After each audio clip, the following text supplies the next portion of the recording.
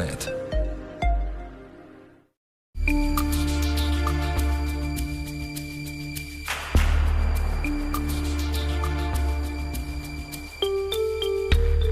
Muy buenas noches, bienvenidos a un nuevo capítulo de Así Somos. Desde ya empieza a comentar en las redes sociales con AS Crónica Roja. Vamos a hablar de un caso que estremece, de un caso que duele y de un caso donde nuevamente una mujer es la víctima. Estamos hablando de Kim Wall, una mujer que fue tras una historia periodística, una mujer que fue a entrevistar a un excéntrico hombre, bien digo, y que terminó encontrándose con la brutalidad absoluta, con la muerte, con la tortura en manos del excéntrico danés Peter Madsen. Esa historia vamos a revisar esta jornada en Así Somos. En un rato más vamos a tomar contacto con la psicóloga Javiera de la Plaza, quien va a intentar junto a nosotros ayudarnos a conocer el perfil de un psicópata. Para entrar en este tema, para explicar el caso de Kim Wall, fallecida el 10 de agosto del año 2017, quiero invitarlos a ver el tráiler justamente de la serie Sumergida, que es un documental de disponible 2 capítulos, en HBO Max. Disponible en HBO Max, que cuenta este caso. If you mention the submarine trial, as we call it here, everyone will know what it's about. Kim was naturally inclined for journalism. The stories she sought out were not mainstream. She was just doing her job. Then she ran into a psychopath. Peter Madsen's a very well-known figure. He's thought of like an Elon Musk. He's a major innovator. Kim Wall went on the submarine with Peter Madsen to interview him. The submarine goes down. One person comes back. Where's the other person? He killed her because he could. This court case was a circus. There was some critique of the way it was being covered by media. What did the woman do to bring this upon herself? I wouldn't have thought twice to go on that submarine because it was the job that she was going to do. She followed the book in every sense of the word. It is the most terrifying case I ever engaged myself in. How on earth did you think you would be able to get away with this? We can all identify with this young woman who just wanted to do her job.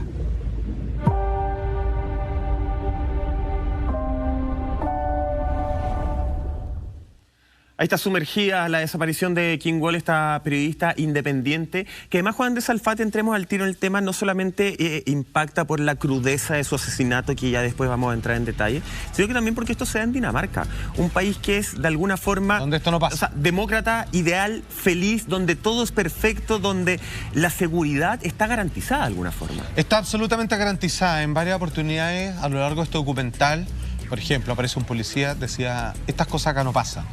Acá prácticamente no hay asesinatos, mucho menos encontrar un cuerpo. Que es fome de lo tranquilo que es. Exacto, entonces él decía, bueno, yo me encargo de que eso continúe así.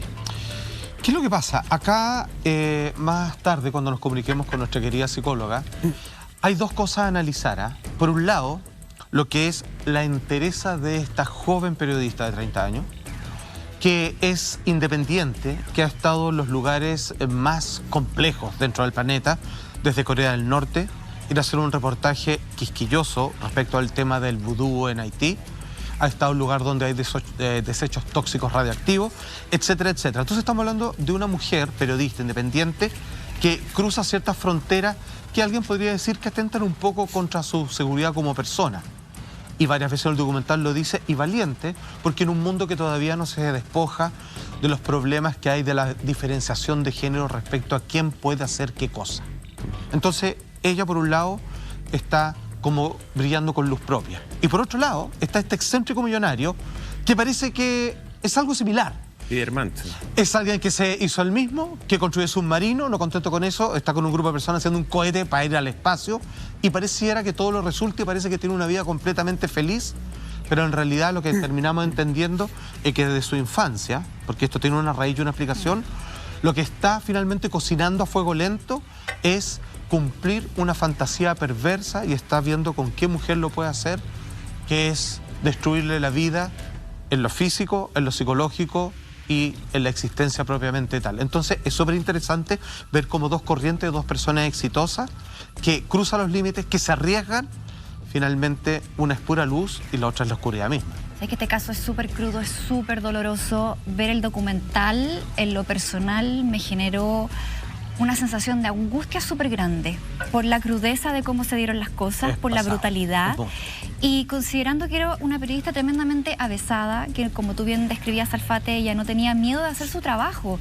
Era una mujer muy bien preparada, ella estudió Relaciones Internacionales en el London School, por ejemplo. Estuvo también haciendo algunos estudios de periodismo en la Universidad de Columbia en Estados Unidos, en Nueva York. Entonces, ella era una mujer que era muy preparada, muy hablaba 8 idiomas. Hablaba, como tú bien decías, 8 idiomas.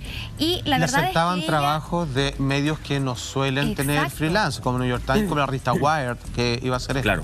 Ella trabajaba para The Guardian, por ejemplo, para revistas súper connotadas. Entonces, acá también estamos frente a un caso de una mujer que solamente estaba intentando hacer su trabajo, como ya lo venía haciendo durante muchos años. Además, esto también nos recuerda el riesgo inminente de los periodistas, y en el documental se menciona la cifra. Justo en el 2017, cuando ocurrió el asesinato de ella, 81 periodistas fueron asesinados ese año. Y hay casos icónicos en el mundo como el de James Foley, por ejemplo, que fue este periodista decapitado por ISIS. Entonces, claro, uno dice, ejercer la profesión del periodismo, recorriendo el mundo, trabajando de manera freelance, en donde no tienes ninguna empresa detrás, en fuera donde de la oficina, claro, donde los papas queman, en el terreno mismo, implica un riesgo. Pero estamos hablando de Dinamarca, y ahí su familia lo decía. O sea, a ella le ocurrió esto en el patio de su casa. Claro, en el lugar más seguro. Ella era sueca, estaba viviendo en Dinamarca porque estaba de novia, ¿cierto?, con un danés. Muy pronto se iban a ir a vivir a China. Y este era uno de sus últimos reportajes justamente antes de emprender esta nueva vida en Oriente. ¿Vamos? Entonces, de verdad que el caso es súper, súper crudo, porque las desgracias pasan en donde uno menos se lo espera. Claro, como decía Juan Andrés Salfate, ella ingresó sin permiso del gobierno de Corea del Norte, por ejemplo, o sea, donde si no le pasó nada efectivamente ahí, es el peligro máximo, y salió con vida de ahí. Pero a un par de kilómetros de su casa, un par de metros, terminó encontrando la muerte. Vamos a revisar el perfil de Kim, vamos a revisar el perfil también de Peter Madsen, este excéntrico que terminó siendo el torturador de la periodista, terminó siendo el asesino. Eso lo vamos a revisar en unos instantes más con nuestra psicóloga Javiera de la Plaza. Pero me gustaría, mientras, a lo mejor contarle a la gente el día que desaparece justamente Kim, que tenemos que situarnos en el 10 de agosto del año 2017. Como bien decía Monty, ella estaba a pocos días de irse a China a vivir junto a su pareja. Por lo tanto, ese día ella tenía con su pololo, con Olé, tenía una especie de barbacoa con algunos vecinos como para festejar, ¿cierto?, hacer una especie de despedida. Claro. Ella ya tenía el reportaje con Peter Madsen, ya lo tenía muy avanzado. Solo le faltaba algo que para ella era súper importante, que era dar una vuelta justamente en este submarino, poder entrevistarlo en el lugar donde las papas queman, como efectivamente ella estaba acostumbrada a vivir la profesión. En eso, tipo 7 de la tarde, recibe un llamado de este excéntrico de Peter y le dice: oye, ¿sabes qué? Hoy día podríamos terminar la entrevista ahora, ir a tomarnos un té. Y ella dice: perfecto, juntémonos entonces. De hecho, le pregunta a su pololo, Juan Andrés Salfate, le pregunta: oye, ¿quieres acompañarme? Y me dice: no, yo voy a seguir acá la barbacoa, porque además era una vuelta de pocas horas. Claro. Y ahí ella llega, se junta con él, todo muy normal hasta primera instancia. De hecho, tengo entendido que en ese recorrido o inicio de recorrido, ella, cuando ya está en el submarino, cuando aún no bajan, ¿cierto?, no descienden, están en la superficie, se encuentran con otra gente. Se encuentran con un caballero y su padre, y su hijo, perdón, y todo funciona en un círculo muy de normalidad, como que nadie podría sospechar lo que iba a suceder. Absolutamente. De hecho, digamos que Kim había estado en los lugares más peligrosos. Este no era uno de ellos. Esto era un reportaje de un hombre... Casi un perfil. Llamado. Era casi un perfil, entender quién es este Elon Musk, porque con eso lo comparaban a Peter Madsen, este excéntrico constructor de submarinos particulares, digamos. Y de cohetes también. Claro, y de cohetes, iba para allá. Entonces, ella comienza, antes de que esto se sumerja, el submarino, se va texteando las últimas veces con su pololo, así como: pásala bien, estoy viva por si acá, en tono de broma, así como no me ha pasado nada. Y aquí, digamos, nos vemos en un rato más, relájate. y voy en un viaje, digamos, que es inédito para mí. Que era, mira, como acá tú bien tengo los decías, mensajes. Los mensajes son: estoy viva, por cierto, ahora vamos a descender, te quiero. Claro, en tono de broma lo dice. Viva, uno lo podría entender, claro, como el tono de broma. Y después le dice: él ha traído café y galletas. Esos son los últimos mensajes que ella le envía, le alcanza a enviar a su pololo. Todo esto era muy normal, era parte de. Y luego de estos mensajes justamente, o anterior, no está muy claro, es donde se encuentran con estas otras personas que no tienen ninguna relación familiar con ellos. Ahora, hay que entender de esto levanta inmediatas sospechas, Monty, porque siendo un submarino particular, es pequeño, digamos, en donde caben algunas pocas personas dentro de él, y él siempre que lo ocupaba daba unas vueltas muy cortas bajo el mar, ¿cierto? Porque era algo que él pudiese controlar, no vaya a ocurrir algún accidente. Y siempre en estas vueltas cortas era no solamente en términos geográficos a poca distancia, sino que también por pocas horas. Claro. El problema es que ellos desaparecen. Vale decir, de las comunicaciones que tienen que tener con tierra firme y decir cuál es su ubicación y dónde están, ellos desaparecen. Y ahí es cuando se inicia una búsqueda, porque era algo completamente inusual.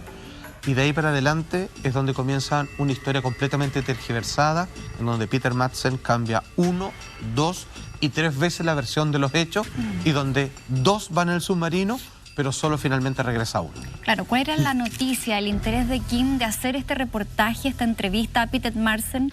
Primero, además de ser un excéntrico, ¿cierto?, que ya vamos a conocer cuáles son sus orígenes y su pasado familiar, pero era un hombre que se dedicaba como a conseguir estos sponsors, estos patrocinadores, para poder construir sus inventos, que él los hacía de una manera bien artesanal, porque este hombre era tremendamente inteligente. De hecho, él deja la universidad para después poder fabricar, ¿cierto?, estos proyectos en los que él estaba trabajando desde que era muy adolescente. Entonces, para Kim era una historia súper extraña. O sea, ¿quién anda por la vida construyendo submarinos, por ejemplo? Un privado, además, cosa rara, de que en el espacio marítimo, ¿cierto?, le hayan dejado hacer uso de este navío, ¿cierto? Con el tercer submarino que hacía. Y era el tercer submarino, o sea, y que mueve a todos los poderosos para que le puedan financiar estos proyectos. Entonces, para ella era una historia que valía la pena hacer. Y nunca se imaginó ni se le pasó por la mente que iba a ser una situación difícil o peligrosa, porque además este hombre, Peter, tenía muy buena reputación en Dinamarca. O sea, era un hombre que era exitoso, que ya era muy carismático, ha acaparado mucha prensa, ¿cierto? Entonces, era un tipo bueno, se veía bueno. No había por dónde dudar para subirse y vivir esa experiencia para después plasmarla en un reportaje. Sobre todo tomando en cuenta, y mientras te escuchaba a ti, Monty, veía ahí el subtítulo del tráiler que revisamos, otra periodista decía: era su trabajo. Yo no habría dudado en subirme tampoco en ningún momento. Quiero que revisemos algunas portadas de los reportajes que hacía justamente Kim, que realizó durante muchos años. Ella de muy joven empezó a trabajar. Mira, ahí va el primero, lo vamos a revisar. Muchas gracias, Andrés, que dice: historias de cuarentena. Reporteros sometidos a pruebas de radiación en las Islas Marshall. Recordemos que el año 2016, de hecho, Kim fue premiada en un diario alemán por un reportaje que ella realizó sobre el cambio climático y los ensayos nucleares en las Islas Marshall, justamente, que son la portada que estamos viendo en este minuto. Hay otro titular que tiene que ver con Corea del Norte: un turista en Corea del Norte. Si tú que estás en tu casa eres fanático de Así Somos, nosotros hemos hablado en muchas ocasiones de Corea del Norte. Hemos hablado de lo difícil que es salir de Corea del Norte, de lo complejo que es entrar a Corea del Norte, y ojo aquí, de lo complejo que es sobrevivir en Corea del Norte. Bueno, Kim, esta mujer que andaba buscando una historia, que andaba buscando su trabajo, ella logró hacer eso en Corea del Norte. Ahí no encontró la muerte, la encontró a cuadras, a kilómetros de su casa, justamente en un submarino, que era un submarino privado, que era un submarino donde ella solamente iba a hacer un recorrido de pocas horas.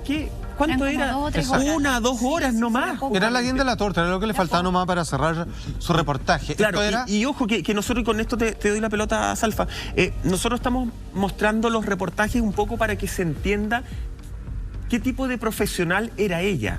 Ahora, con un reportaje, con 2 o con ninguno, da absolutamente lo mismo. Finalmente es una mujer que está siendo asesinada, pero esta era una mujer que había estado en los lugares más peligrosos del mundo y que no le había pasado absolutamente nada. Y ahí de inmediato nos despierta esta angustia, yo creo, que entiendo lo que tú decís de la angustia que quedaste, sobre todo tú como mujer, que obviamente yo no lo puedo sentir de la forma que lo sentís tú, tiene que ser mucho más terrible. Si a mí me angustia, me imagino cómo te debe angustiar a ti. Te despierta esta angustia, Salfate, ¿de quién nos rodeamos finalmente? ¿Con quién estamos compartiendo? Porque este tipo, este Peter Madsen, hay gente, y después lo vamos a ver en detalle, o lo podemos ver ahora cuando quieran, que decía, oye, era un caballero. Habían amigas en el mismo documental que hablaban, una amiga y decía, yo me rompí la mano, él no faltó ni un día a verme, a visitarme, a ayudarme, a ofrecerme lo que yo quería. Hay personas que decían, oye, el que estamos viendo en pantalla es Peter Madsen, de hecho. Hay gente que decía, él era un caballero, era un buena onda, era un lindo. Y ese lindo terminó torturando, matando, ocultando el cuerpo bajo el mar. O sea, ¿de quién nos rodeamos al final? Mira, digamos que a esta altura, mira, voy a contar algo que está en el documental. En algún momento, dentro de los distintos estudios universitarios en el mundo de las letras que tiene Kim, ella está en un sector en la India. Y ahí está con compañeros de curso, ¿cierto?, de distintos países. Y en algún momento ella hace una invitación a un grupo de amigas y le dice, vamos a un restaurante coreano. Ya le dicen ella.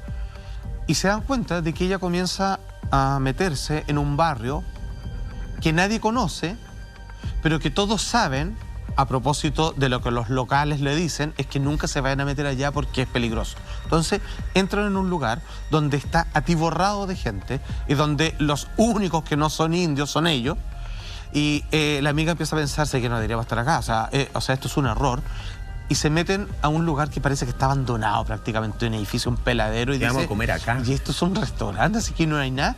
Y llegan hasta la azotea, y luego se muestra la foto del documental, es un lugar precioso. Entonces, ellos dicen, ella no tiene miedo, pero no solo eso, es capaz de encontrar estos puntos de belleza, estos pequeños paraísos que están en medio de las cloacas. O sea, en medio donde nadie se va a meter, ella encuentra un punto de luz, una cosa así. ¿Qué voy con esto? Ella, a esta altura, tenía un olfato que era magistral, digamos, para saber con quién tratar, dónde meterse y hasta dónde meterse. Aún así, Kim no pudo encontrar en ningún momento la más mínima alerta roja en su interior, la más mínima sospecha de un hombre que ya había, de cierta manera, magnetizado a todo el mundo que ha estado con él, que le daban unas grandes sumas de dinero, que todos lo encontraban, como tú decías, un caballero, un tipo simpático, un gallo que le gustaba rodearse de historia y todo, eran así como una epopeya épica, etcétera, etcétera. Ella no pudo ver absolutamente nada raro en esta persona. Entonces, por eso, en su último reportaje, para la revista Wired, que es una publicación maravillosa que se basa en tecnología posmoderna, también cultura geek, así progresista, etcétera, etcétera. Finalmente ella está haciendo este reportaje donde no tenía nada que temer y donde se encontró con algo, pero escúchame, es que no podemos entrar en detalle, pero no solamente el lugar donde ella muere, sino donde pasó por las experiencias que son indescriptibles. Ni siquiera el documental se atreve a hacerlo. Nosotros no lo vamos a hacer, pero va más allá de cualquier oscura perversión que a alguien se le pueda ocurrir, de que un hombre le podría hacer a una mujer. Yo lo que les planteaba era esa angustia de quién nos rodeamos finalmente. Es que estamos todos a una línea de poder transformarnos. Nadie conoce a nadie, en un psicópata el día de mañana. Esa respuesta la vamos a tratar de dilucidar en manos de la psicóloga clínica, tremenda amiga de la casa, Javiera de la Plaza. Javiera está en un contacto a través de Zoom con nosotros. ¿Estás por ahí, Javiera? Sí, estoy acá, chiquillos. Súper. ¿Qué tal, Javiera? Bueno, reponiéndome del reportaje, oye. Tremendo, ¿viste? tremendo. A todos nos pasó lo mismo. Realmente muy fuerte, muy fuerte. Creo que no debieran verla muchas personas que están en este minuto complicadas. Yo le digo a mis pacientes cuando tienen algún estado de ánimo bajo, hay ciertas cosas, no las vean, porque de verdad aquí vamos a hacer una conversación que tiene fines vamos a tratar de llegar a ciertos puertos si es que llegamos, porque son áreas muy, muy complejas, pero lo estamos viendo desde otro sitial. Pero cuando uno ve el documental, realmente es muy fuerte y yo se lo dejaría sin ver a muchas personas. Javiera, tú dices, queremos tratar de entender, de repente, más allá de solo la figura de Peter Madsen, tratar de entender qué hay en la cabeza de un psicópata, no sé si está bien utilizado el término, creo que después tú me ayudes, entender qué es lo que sucede, qué gatilla, ¿es su infancia? ¿Un psicópata nace o se hace en el camino? ¿Es que estamos todos a una línea de perder la cordura? Todo eso y mucho más después de la siguiente pausa lo responde Javiera de la Plaza.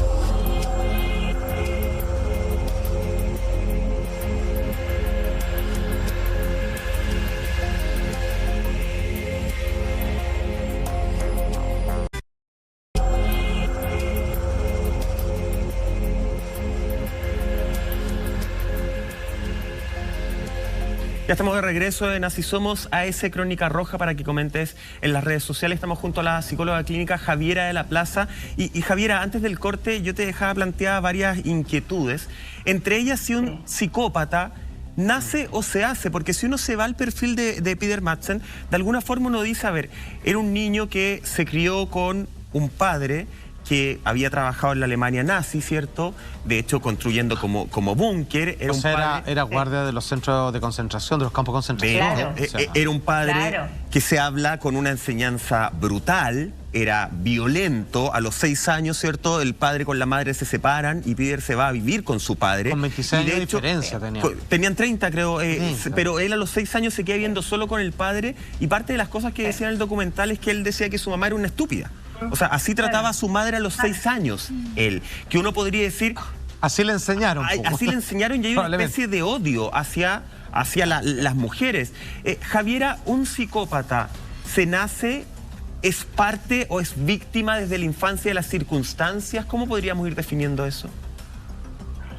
Bueno, lo primero es que, fíjense que a nivel de definiciones, todavía la psicología no se ha puesto, y la psiquiatría no se ha puesto completamente de acuerdo. Lo voy a dejar planteado nomás porque sea un tema muy denso, que se preocupe mejor los investigadores de eso, pero entre la diferencia de cómo clasificar a un psicópata o a una psicópata, si con un trastorno de personalidad, si un trastorno de personalidad antisocial, etcétera. O sea, es una materia que todavía tiene muchas cajas negras.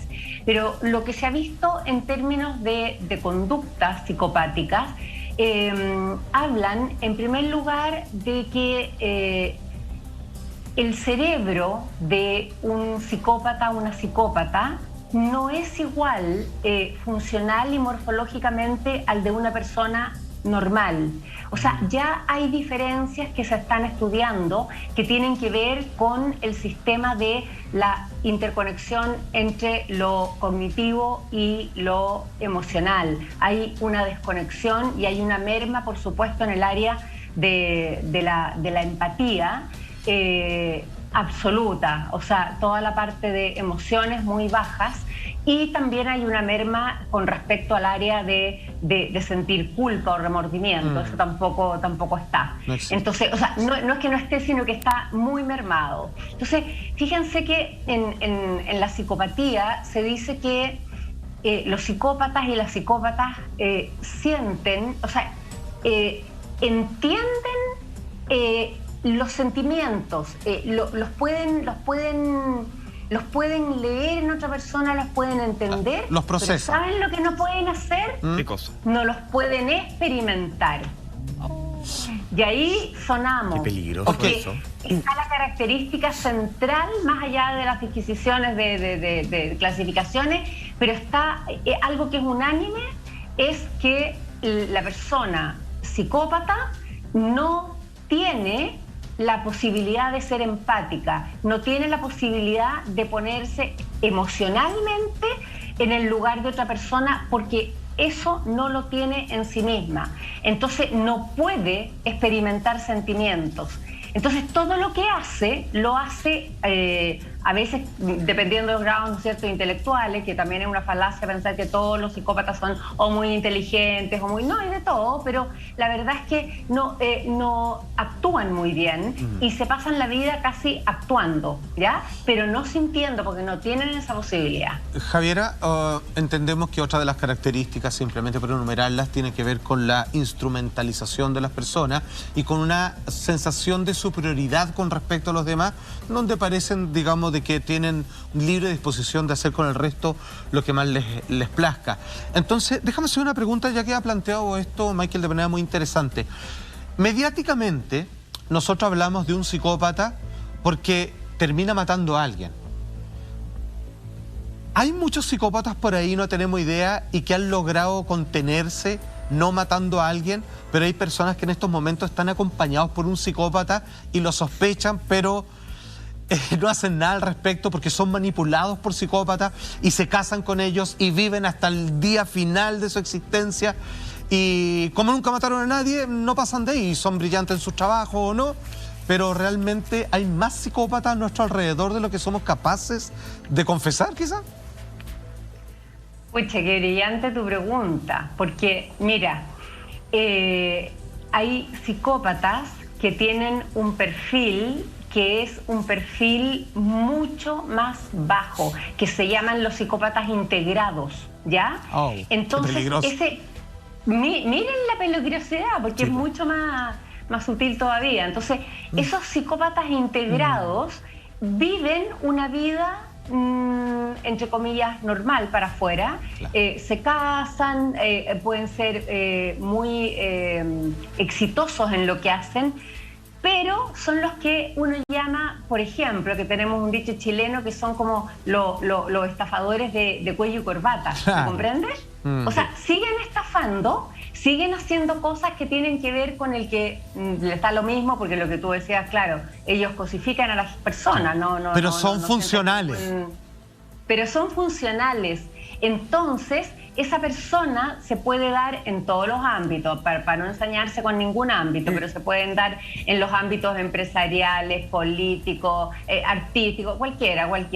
En realidad tiene que ver con que las apariencias le permiten, y este grado de como poder mostrarse de una manera en que no alcance a mostrar estas excentricidades que muestran los otros psicópatas. Por eso claro, se les llama integrados. ¿Ah? Javiera, en el caso de Peter Madsen, ¿podríamos estar ante un psicópata integrado, dado su historia de vida? Porque él, como contaba Michael, desde muy chico, se separan sus padres, su madre lo abandona, él queda viviendo con su padre, que ya tenía un pasado nazi, una crianza bastante dura, un hombre mayor también, y en ese proceso en donde él era muy, muy pequeño, que de alguna u otra manera quizás tuvo que bloquear sus emociones para poder sobrevivir y para poder hacer frente a la violencia que experimentaba al interior de su casa, y luego más tarde quizás también este desarrollo cerebral del cual tú hablabas hace un rato no se realizó de manera correcta, porque claramente fue un niño que no vivió una infancia normal dentro de lo que conocemos como los parámetros normales. ¿Podría ser entonces el caso de Peter Madsen, este psicópata integrado?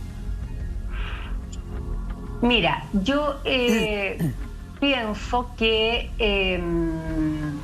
esta lectura de cómo si se nace, de qué depende de que una persona sea psicópata, si se nace, si se hace, si influye el dato histórico, la biografía. Fíjense que al parecer es multifactorial. Hay un componente genético que está y que muchas veces se va repitiendo, bueno, ahí según las leyes de la genética, pero hay un componente genético que está, hay como una base. Y después también está el dato histórico, es decir, las experiencias que haya tenido en la infancia, sus vivencias después, el cómo haya sido tratado. Por cierto que eso también se dice que importa. Sin embargo, por ejemplo, si una diferenciación con las personalidades más como antisociales, que son más bien producto de lo que han vivido, aquí hay una gran carga genética. Ahora, si a esa carga genética, en este caso en específico, vemos todo lo que pasó en su vida familiar, Por cierto que yo lo estoy diciendo absolutamente en calidad de hipótesis, porque claro, no quiero decir de otra manera porque no lo sé. Entonces, mi hipótesis es que sí también podría haber influido y haciendo que esto sea multifactorial. Claro. Sí, pues mal que mal, él tenía más hermanos y ellos no terminaron, hasta lo que sabemos, como psicópatas en potencia. Pero la diferencia es que los hermanos, que ahí uno podría marcar una diferencia, se fueron y se criaron con la mamá. Con la mamá. A diferencia de él, que fue el único que, porque consideraba que su mamá era una estúpida, palabras que él utilizaba, se fue justamente con el padre. Entonces, claro, cuando existe esa carga... Lo que pasa es que igual los hermanos con ellos vivieron un rango que es muy determinante en la conformación de tu forma, que yo creo Javier sabe bien, obviamente, como psicólogo, que hasta los 7 años, que digamos, según ciertas corrientes psicológicas, ahí está, digamos, la razón de por qué tú eres así, digamos. Pero, Javiera, vamos a entrar a esa entrevista fatal, al 10 de agosto del 2017, pero antes, muy breve, con esa carga genética que tú crees, ¿cierto? ¿El gen del mal ese? Justamente, claro, hablamos de una carga... con esa carga genética, con esa historia, ¿se puede hacer algo para impedir que una persona se transforme en psicópata? Con todo en contra. Porque acá uno tiene que decir, claro, dramas de la infancia creo que todos cargamos más o menos grave, pero no todos somos psicópatas, ¿cierto? Problemas en la infancia todos de alguna forma tenemos, pero no pasamos a ser así. Cuando se suman los dramas de la infancia, cuando se suma la carga genética, ¿se puede hacer algo en el camino? ¿Se puede salvar a una persona de transformarse en lo que terminó siendo Peter Madsen? Brillante mi pregunta, me lo autodigo. O sea, brillantemente irrespondible, porque de verdad lo que dicen, o sea, la literatura, por lo menos la que yo he leído en este último tiempo, dicen que es muy, muy difícil que un psicópata cambie, ¿ya? Porque hay ciertas características, hay bastantes características que en el fondo no le permiten, por un lado, mirar a otras personas desde el punto de vista de los afectos. Eso ya es algo que... Porque a veces uno, ponte tú, si uno las embarra en la vida y las requete contra embarra, inclusive si uno mismo pudiera llegar a matar a alguien, uno después, ¿qué siente? Siente culpa, ¿no es verdad? Me imagino. Y quiere reparar. Pero si una persona no siente culpa, y no, ¿qué va a reparar si no siente culpa? Claro. Exacto. ¿Qué vas a querer cambiar? De hecho, en este caso es como sería un matarife. O sea, ve las cosas vivas con ningún vínculo. Son objetos. O sea, son máquinas biológicas, se mueven, pero no hay nada que cuidar al respecto. Exacto. Y la gran pregunta también es que si Peter Madsen tenía esto planificado de antes. ¿Este plan era para Kim Wall o era para cualquier mujer que se pusiera en su camino? Entremos en ese punto, Javiera, chicos, acá, en el día de la entrevista, que ya lo adelantábamos más o menos cómo se fue dando esta situación. Kim estaba en una ya contamos su llegada de despedida, ¿cierto? Llega a este submarino. Efectivamente, el novio, Ole, se va del asado en donde estaban y llega hasta el puerto y los divisa desde lejos. De hecho, ella le hace una señal como de chao. Ella andaba con un chaleco de un color bien fuerte y esa es la última vez que él la ve a ella. Es más, hablábamos también de este barquito con el papá y el hijo, que eran unos noruegos que también andaban dándose este paseo, y ahí el submarino se sumerge y no lo vemos y no los vemos más. Mira, ahí tenemos unas imágenes justamente de este papá con este niño, en donde incluso bromean en esta situación, ¿cierto? Eso es lo que te iba a decir. Claro, este doble stand, esta posibilidad de sacarse el Oscar como actor, ¿me comprendes? Claro. Él puede ser polite, puede ser diplomático, puede ser... Porque en el fondo son medios para alcanzar sus fines. No es porque sienta... Pero él puede hacer esa separación porque sabe que con eso va a alcanzar finalmente lo que él quiere. Se me había olvidado decirles algo que también puede ser importante. Dígalo. Los circuitos de recompensa de un psicópata están muy, muy, muy aumentados a nivel de la dopamina. Entonces son personas que se llenan de esta dopamina y hasta alcanzar lo que quieren hacer. Entonces también son como imparables. Y dentro de esta energía increíble, son capaces también de actuar, de representar. Si para ellos la vida es un teatro hasta que llegan a alcanzar lo que ellos quieren. Pero Javiera, hay algo que no logro entender. Hoy día ando todo menos brillante. Usando este caso del barquito, ¿cierto? Él efectivamente representa el rol de un caballero. Claro. Es chistoso, conversa con el papá, con su hijo, ¿cierto? Deja que le saquen fotografías. De hecho, uno podría decir, oye, algo se le escapó de su plan, porque probablemente él en su plan no tenía el encontrarse con otras personas que lo pudiesen fotografiar, ¿cierto? Uno podría decir, oye, se podría haber puesto nervioso, pero no. Pider se puso súper tranquilo, fue canchero, fue buena onda, un rol que él había interpretado durante toda su vida, lo decíamos antes de que te conectaras tú. Sus amigas destacaban que él era un caballero, la amiga que tuvo el problema en la mano, Pider la fue a ver todos los días, la cuidaba, la peinaba. Uno podría definirlo como un lindo, hasta antes de saber todo esto. ¿Qué pasa? ¿Que él siempre estuvo actuando? ¿O él era efectivamente así? Un psicópata efectivamente puede ser un lindo por la vida hasta que algo pasa, y ojo, no quiero que se entienda que le estoy poniendo la culpa a la víctima, en ningún caso, pero algo pasa en su cabeza, algo gatilla en su cabeza que dice, ahora dejo de ser esta buena persona, como un superbrote, y empiezo a matar. Sí, no sé, como se imagina como una especie de switch que le cambia, y dice, este es el momento de empezar a matar. Mira, yo creo que él, él había invitado como a 3 mujeres más al submarino. Claro. No me acuerdo cuántas, pero sí, había invitado ya. Entonces, no sé si esta fue la primera vez que se le detonó, yo creo que no. Y no sé qué switch le cambió, la verdad no sé qué switch le cambió, pero en la vida de él privada, él tenía toda esta parte de sexualidad, de pornografía, de películas, de una suerte de gama de cosas de sexualidad perversa, ¿cierto? Claro. Entonces, la verdad es que, claro, uno dice, estaba todo bien, pero en el fondo él llevaba esta vida que no estaba aparejada. No era pública. Y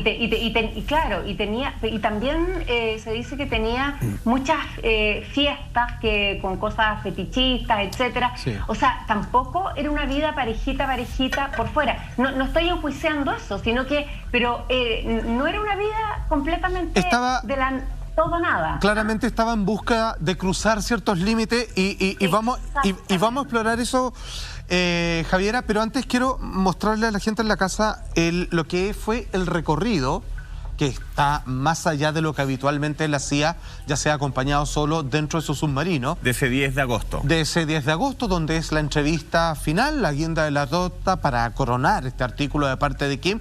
Y ahí estamos viendo por dónde pasaron. Ahí está el 10 de agosto, ahí donde se reúne con Madsen, ¿cierto? En el submarino, en ese punto. Después ya vemos donde el submarino es avistado. Después, un poquito más allá, digamos, la policía, después nos pasamos al 11 de agosto, a la madrugada del 11 de agosto. Claro. Mira, ahí está, el 11 de agosto a las 2:30 am, la policía registra la desaparición de Kim Wall, que tiene que ver porque efectivamente Oleg, su pololo, pone la denuncia, la constancia. Después seguimos avanzando en el tiempo, seguimos... 41.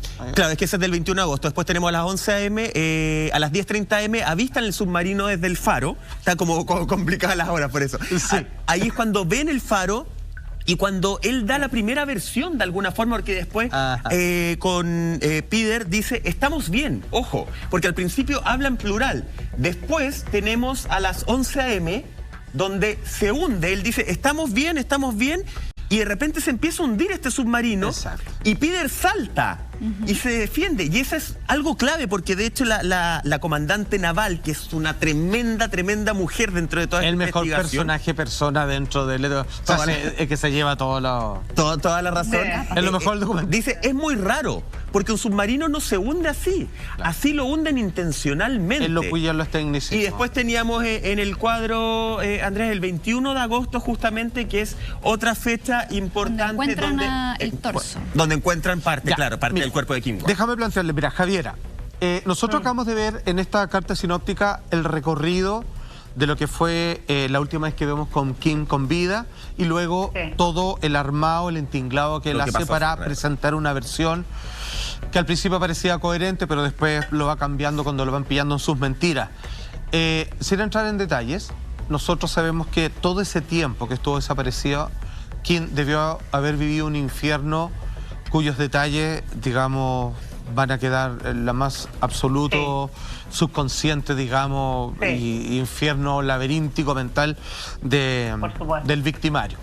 Entonces, déjame hacerte una pregunta. Tú antes habías hablado del comportamiento de este hombre. Estamos hablando de un psicópata declarado, en donde él no siente empatía, que necesita sobrecargas de dopamina para lograr sentir esa razón de ser.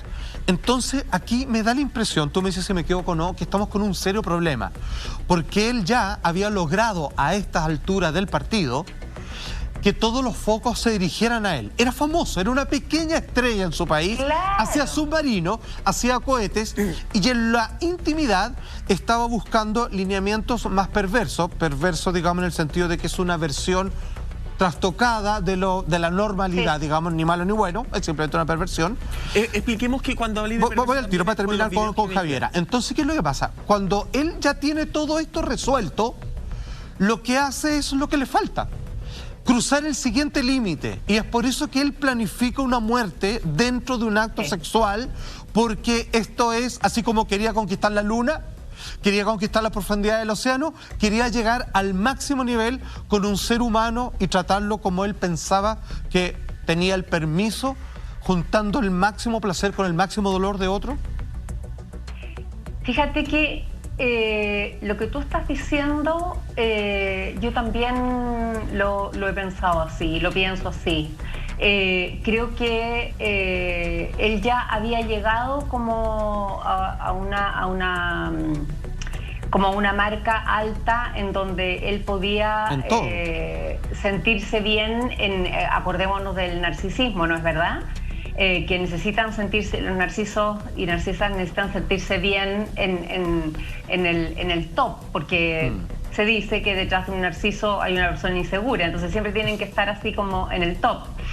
Y había llegado en el top en esta otra parte, todas estas cosas como de este genio loco, pero genio loco como porque construía cosas, claro, excéntrico. Claro, excéntricas. Y le funcionaba. Y entonces había esta otra arista absolutamente oculta ya, que yo creo que, haciendo de nuevo una hipótesis, fue plausible que él quisiera ahora ya irse por este otro lado. Y empezó a buscar hasta que llegó la presa, que llegó solita y que finalmente sí le permitía de nuevo poder volver como a sentir, quizá a sentir esta descarga de dopamina, y estos circuitos de placer que en el fondo habían estado más bien underground, habían estado en otra sin mostrarse, porque no era obvio que no se podían mostrar, porque acuérdense que los psicópatas saben muy bien, tienen mucha claridad de lo que están haciendo, ellos no están confusos. Javiera, pongamos una pausa ahí porque es importante detallar eso y hablar de eso. Cuando hablamos de perversiones hay dos líneas de deseos ocultos. Uno que tenía que ver con estas fiestas fetichistas y otra que tenía que ver con que se descubrió en su computador que él observaba, veía, le gustaba ver material de cómo asesinaban a mujeres en la vida real. Muertes reales, asesinatos reales. En eso vamos a ahondar en el siguiente bloque de Así Somos.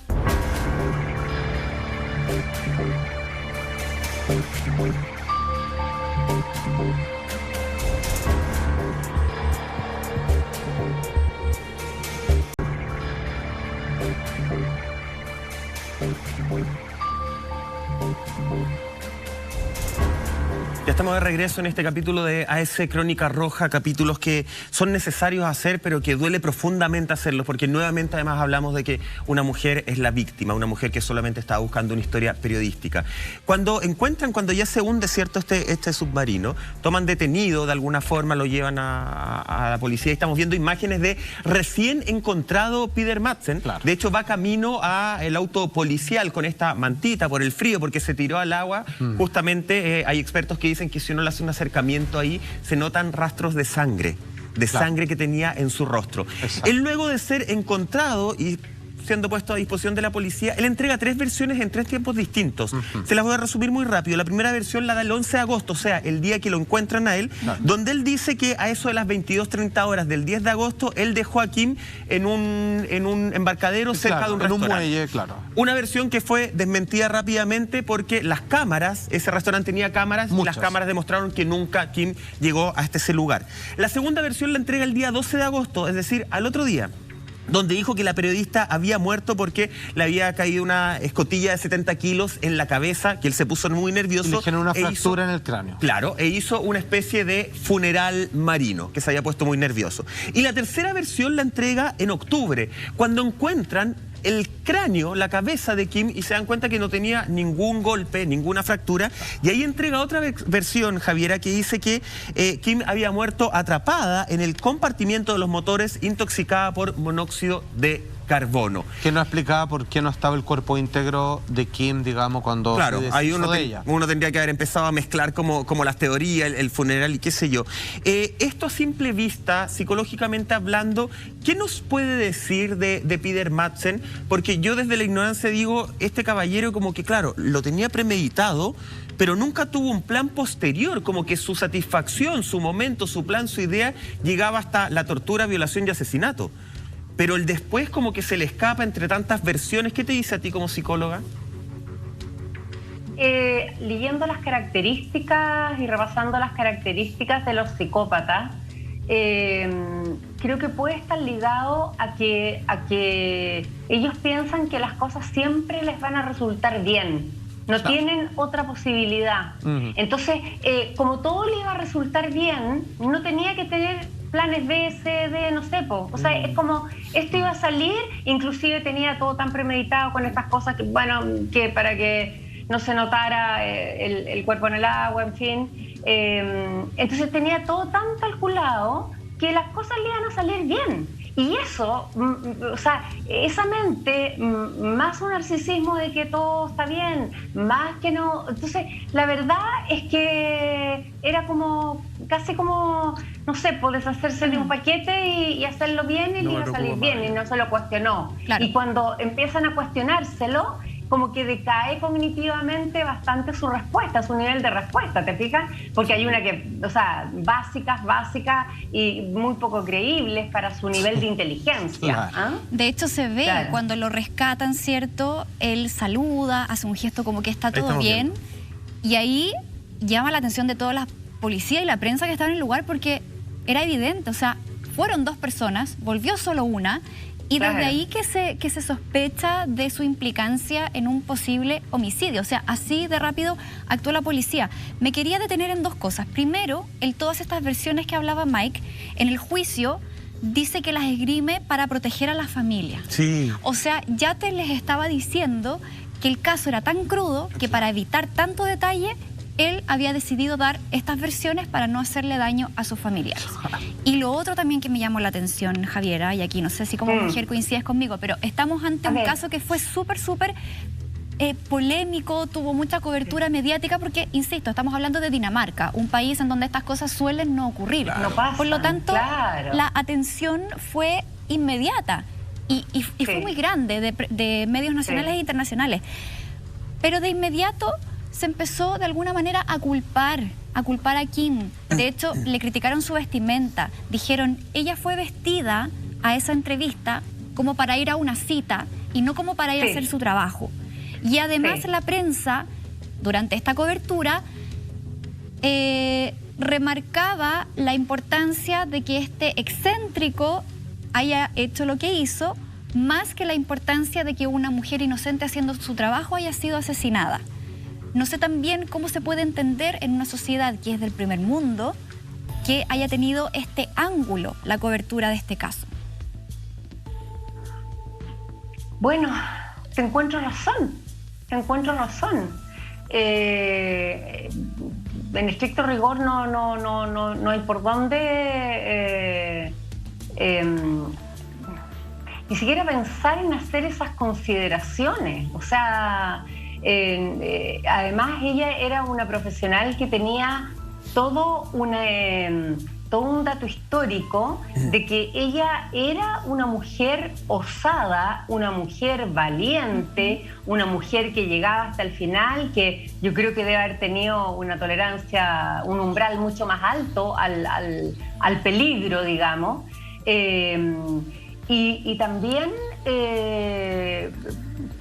se notaba en las fotos que ella tomaba, cómo se arreglaba, que era una muchacha libre también para arreglarse así. Entonces, claro, esta sanción solapada o no hacia una mujer, o sea, yo no sé si esas preguntas se pasarían si hubiera sido al revés, ¿me comprende? Sí. Si el hombre era el que... Yo creo que no. Sin duda que yo creo que no. ¿Ah? Y eso es lo que yo creo que tenemos que, como sociedad, mujeres y hombres y mujeres, tenemos que meter el dedo en esas llagas que son muy dolorosas, porque están haciendo una discriminación que realmente, en este caso, yo la encuentro terrible. O sea, ya es terrible lo que pasó, y que además haga una suerte de ahí, pero bueno, ¿y por qué iba tan arreglado? ¿Por qué iba con una pollera? Un cuestionamiento. No tengo idea. O sea, un cuestionamiento creo que no ha lugar. Claro. Y me encanta que pongas ese tema en el tapete, me encanta. O sea, te encuentro toda la razón, te apoyo. Javiera, totalmente. Pongamos un tema aún más peleagudo, más complejo. Bueno. Cuando se lleva a cabo el juicio, dentro de todo el circo que se arma, digamos, de los cambios de versiones de parte de Peter Madsen, de la inmensa prensa global que se junta ahí, de que cerrar las puertas, después le dejan acceso a algunos pocos periodistas, se van haciendo relatos en vivo a través de redes sociales como Twitter, y la gente va opinando, y que en algún momento el documental también cuestiona, y no muy bien logrado del todo, digamos. A mí me parece que más que un documental autoral es como un reportaje que se queda un poquito encima con algunos discursos nada más. Pero genera una pregunta cuando uno lo está viendo, que es todo el show mediático que se produce producto del sensacionalismo de la historia que está contando. Claro. Vale decir, cuando termina este reportaje y se hace un pequeño epitafio, digamos, para Kim, sí, yo me doy cuenta, ¿y por qué no hicieron esto cuando estaba viva? Cuando habían razones suficientes para hacerlo. Y ahora están tratando de decir, oye, pero no la miremos tanto como víctima que gatilló esto, no es culpa de ella, sino que recordemos lo bueno que era.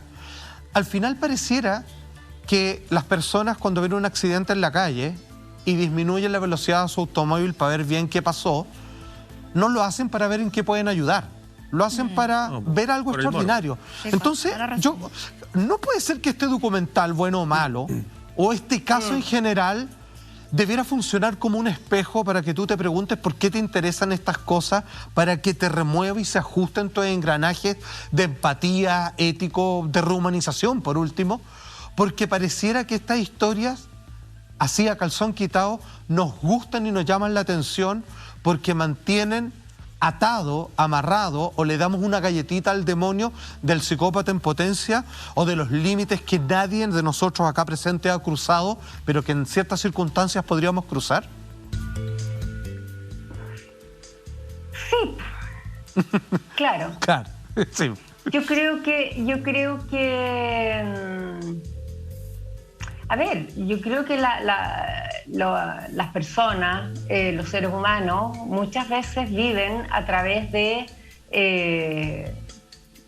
darle más importancia a lo que está pasando de una manera morbosa que de una manera para ayudar, o para aportar, o para, como tú bien dices, para celebrar en vida y no en muerte. Claro. ¿Ah? Esta parte es una parte morbosa que yo no la tengo bien clara, y cuando hay un accidente en la calle la gente se va a ver, no va a hacer nada, ¿me entiendes? O sea, lo único que hacer es un estorbo, pero se acercan a verlo. Yo creo que eso es algo que puede ser una condición del ser humano, y que ya quizás habría que irse a raíces. Yo soy más cognitivo-conductual, ¿eh? Así que habría que irse un poquito más psicoanalíticamente, pero creo que de alguna manera el morbo despierta también quizás partes ocultas de las personas que te gratifican o que te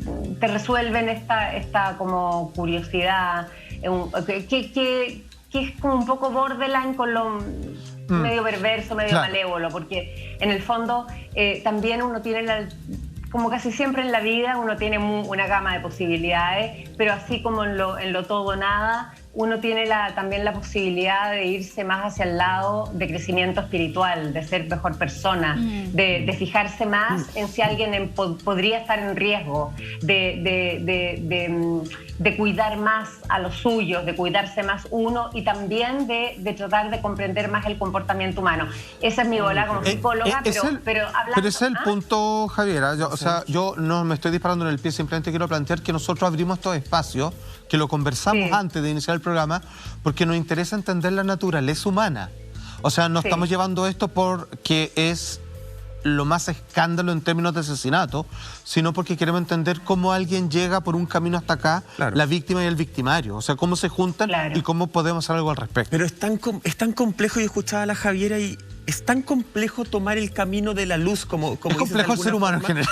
Pero ¿sabes por qué es tan complejo? Porque estamos en una sociedad, y tomo lo que hablaban antes con Monty y Javiera, en la cual cuando, por ejemplo, hay casos de abuso y hay alcohol de por medio, estamos en una sociedad en que si la víctima consumió el alcohol es un agravante, si el victimario consumió el alcohol es un atenuante. Así se ha dibujado la sociedad, ¿cachai? Entonces, es tan asquerosamente difícil ser bueno en una sociedad, perdónenme, de mierda. De mierda para todos, sobre todo para las mujeres. Entonces, cuesta irse por ese camino de la luz. Quería, Javiera, en el perfil del psicópata que le realizaron en el juicio a Peter Madsen, ellos describieron, lo quiero leer textual, que era una persona muy inteligente, pero perversa y de sangre fría, un desviado sexual obsesionado con sadismo. De hecho, el fiscal dijo, comillas, no expresa remordimiento ni culpa en conexión con lo ocurrido. Cuando ya se encuentran todas las... Bueno, todo el cuerpo de Kim, ¿cierto? Y se determina que es una mujer que fue, no voy a entrar en detalles, pero que fue violada, que fue torturada, que fue asesinada por causas que hasta el día de hoy su causa de muerte no se puede determinar. Porque fue, imagínense lo múltiple que fue la brutalidad de este caso, que no se puede determinar de qué murió a ciencia cierta. Se encontró que, por ejemplo, Peter, ¿qué hacía? Guardó parte de la ropa íntima. Como trofeo. Como una especie de trofeo que hemos escuchado, se repite. Exacto. Se repite justamente, Javiera, en distintos psicópatas. Y se encontró un computador donde él había intentado borrar, pero había registro de muchos videos que a él le gustaba observar, un tipo de video que eran asesinatos reales de mujeres. Eso es determinante, justamente, eso es lo que hasta cierto punto él le mantenía guardadito, silencioso, estos deseos de matar, o fue su inspiración para después transformarse en esos videos. Se aburrió de ver los videos, quiso hacerlo. ¿Y quiso hacerlo en la vida real? Mira, yo creo que esa era esta parte como oculta de él que le ocasionaba mucho placer, mucho placer. Y que sencillamente él, lo más probable es que esto ya lo hubiera estado planificando, pero no se habían dado quizás las condiciones, pero yo creo que esa parte en él... porque aquí hay más componentes, ¿no es verdad? Porque podría ser, un asesino o un violador, punto, pero él tenía toda esta otra parte que también lo llaman polimorfo perverso, etcétera, que además esta cosa como ver a estas mujeres no solamente en la parte sexual, sino que en la parte asesina. Entonces, yo creo que él en su caja interna... como que a lo mejor ya estaba aburrido, porque era más de lo mismo. Hay psicópatas que como son, no digo que solamente, o sea, quizás las personas inteligentes no siempre se aburren, pero él como de tener tanto logro por un lado, yo creo que a lo mejor estaba aburrido en eso, ya había llegado como a lo que hablé delante, que es mi hipótesis, y quizás ya quería como irse por este otro lado. Y pienso que esto lo tenía dentro de su escondite más íntimo, porque esto sí que no se podía mostrar, porque él se mostraba de otra manera. Claro. Él se mostraba como el loco excéntrico que hacía cosas choras con menos plata, pero ella que era como un loco así, en giro sin tornillo, en fin. Claro. pero no podía estar mostrando estos videos de... Entonces, esta parte oculta yo creo que a lo mejor la guardó para el final. No sabiendo sé si que era el final. Para el final, pero claro. Claro.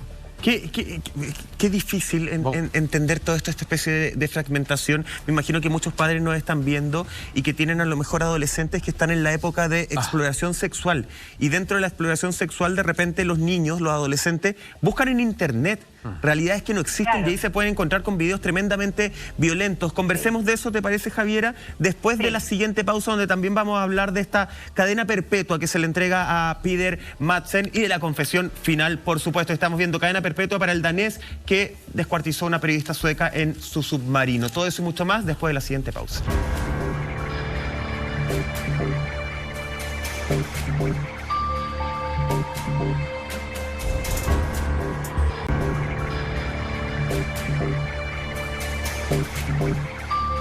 Ya estamos de regreso junto a ustedes. Seguiremos conversando junto a la psicóloga clínica Javiera de la Plaza sobre el asesinato de la destacada periodista Kim Wall, cuyo crimen llamó la atención por la crueldad y sadismo de este acto por parte de un danés también muy reconocido en su país. Vamos a retomar ese tema, pero antes atención a este consejo. Luce impactante con este increíble pack de Conair, con un mayor contenido de cerámica que entrega calor constante, que cuida tu pelo en cada peinado. Encuéntralo a un precio muy especial de 54.990 pesos en nuestra tienda.lared.cl. Ahora sí retomamos, volvemos contigo, Javiera, desde este Zoom, y estamos hablando justamente de ya la etapa final de todo este juicio, día 25 de abril del año 2018, cuando se conoce la sentencia de Peter Madsen, en donde él es declarado culpable de 3 cargos: crimen premeditado, manejo indecente de un cuerpo y también asalto sexual. Todo esto contra quien vemos en pantalla, la periodista Kim Wall, de tan solo 30 años. Lo más curioso de todo esto es que él durante el juicio nunca confesó. Lo vino a hacer recién en el año 2020 en un documental en donde un periodista lo entrevista, ¿cierto? Off the record, graba su conversación y él es ahí cuando confiesa todo lo que hizo. Irreproducible. De hecho, irreproducible absolutamente. De hecho, el fiscal en su juicio anterior, él lo dejó súper claro, que el fin de Peter Madsen había sido concretar una fantasía sexual y que él tenía todo premeditado. Pasemos a revisar lo que dijo justamente Peter Madsen en ese documental. Mira, esta fue su confesión sobre la muerte de Kim Wall. Aparte del 10 de agosto del 2017, nunca le he hecho nada a nadie. Solo hay un culpable y ese soy yo. Y en este documental también hace alusión a su pasado, un poco justificando por qué hizo lo que hizo Michael. Claro, hablando de todo el tema con su padre, de la brutalidad al momento de crecer, de formarse en su infancia, y de alguna forma jugando a la ley del empate, esta ley del empate de yo soy así porque las circunstancias de vida me llevaron a ser así.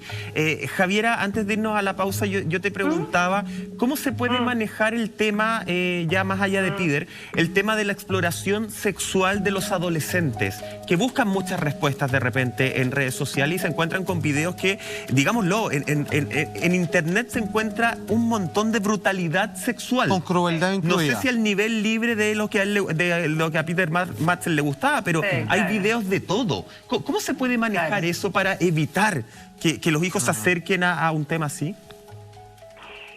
Fíjate que yo creo que una de las mejores maneras, y creo que no nos está dando en nuestra sociedad, es que los jóvenes tengan ya la información de cómo son las cosas, o sea, de sexualidad abierta, de sexualidad en que ellos sepan después discriminar, porque, o sea, uno no va a poder estarle quitando los celulares o no va a poder estar tapándole, eso no existe, no sé, no. Entonces, ¿cuál es la manera? La manera es que en este caso, los primeros agentes de socialización que somos nosotros los padres, o bien nosotros les expliquemos qué cosas son las que dentro de una sexualidad abierta, sana, sin estar tampoco jugando aquí como a la cosa como prohibida. No, o sea, abrir la sexualidad pero la sexualidad que sea una sexualidad sana, o sea, con conceptos, con ejemplos, se pueden usar películas, se pueden usar analogías, se pueden usar, y que esto ojalá fuera de la mano también con el colegio, pero en fin, pero el colegio casi siempre, no digo que todos, deben haber maravillosas excepciones, más bien muestra la parte biológica nomás, y yo creo que aquí hay que unirlo, en este caso, para comprender que la sexualidad es un acto que yo no estoy diciendo que todo el mundo tenga que estar enamorado para tener sexo. No estoy diciendo eso. Sí, no. Pero mientras ejerce su sexualidad, que lo haga de la mejor manera, con las mejores intenciones e informadamente. Chiquillo, ¿me van a creer una cosa? Mira, esto se sale un... ¿Puedo decir algo que te diría de la sexualidad? Medio minutito, Javi. Ah, ya. Bueno. ¿No alcanza a decir, o no? Muchos chiquillos piensan que si no hay penetración a estas alturas como estamos del mundo, si no hay penetración en una relación sexual, la niña no puede quedarse esperando guagua. O sea, ellos pueden estar sin preservativo y la niña no puede quedarse esperando guagua. ¿Se dan cuenta de la brutalidad? Cuando los espermios escalan y sí se puede quedar esperando guagua, hasta ese nivel de ignorancia hay. Javi, nos quedamos con eso, con educación y comunicación en la familia. Muchas gracias, Javiera. Tu Instagram apareció durante todo el programa y para que la gente te contacte y esperamos tenerte muy pronto con nosotros. Y estudiar más estos temas que son tan importantes. Por cierto. Me encanta, Gracias, porque Javi. son tan humanos que me encanta. Quedo como... Ya se me pasó como porque no podía ni caminar el otro día después del reportaje, pero ahora ya estoy ya... Sí, me llegó al alma, me llegó al alma. Muchas gracias, Javiera. Aprendamos todo. Te dejamos un beso y decir que Peter Madsen el 2020 trató de fugarse, ¿cierto? Lo encontraron, lo pillaron y probablemente va a pasar mucho más tiempo en la cárcel. Ahí estamos viendo imágenes, claro, cadena perpetua que allá es de 17 años, pero esto le habrá sumado. Aquí renovable. Acá renovable, esperamos. Chiquillos, llegamos al fin de este capítulo. En las casas no le enseñemos a las niñas a que se cuiden, enseñémosles a los niños a que no hay que violentar a las mujeres. Esa es la base de absolutamente todo. Monty, Salfate, amigas, amigos en la casa, nos reencontramos mañana, 12:30 horas.